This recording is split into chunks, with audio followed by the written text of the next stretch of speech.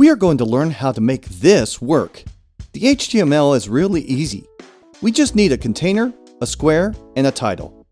The body will have its standard settings, but for effect, we will make the body black. Let's make the container centered and its dimensions with 300 pixels for each direction.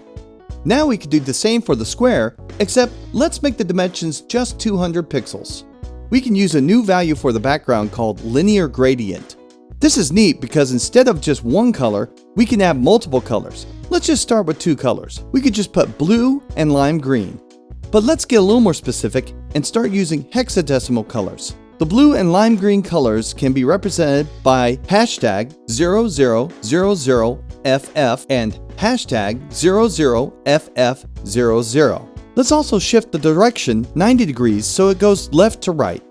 Nice! Type in the CSS for the title using text shadow and quicksand for our font family. Add the title Hello.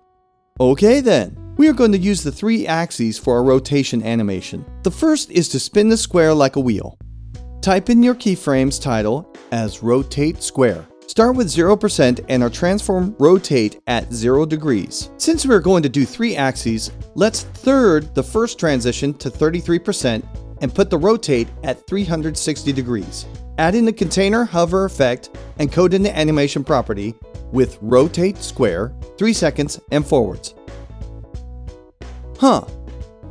Why did that reset? Well, we've been completing or bookending the previous keyframes to 100%.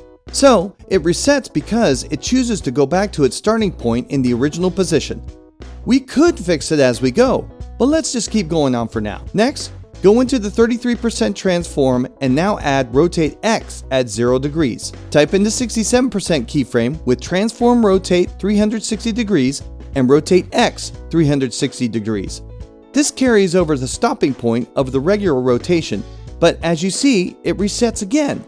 Don't worry, we will come full circle again. Add rotate Y at 0 degrees with the 67%.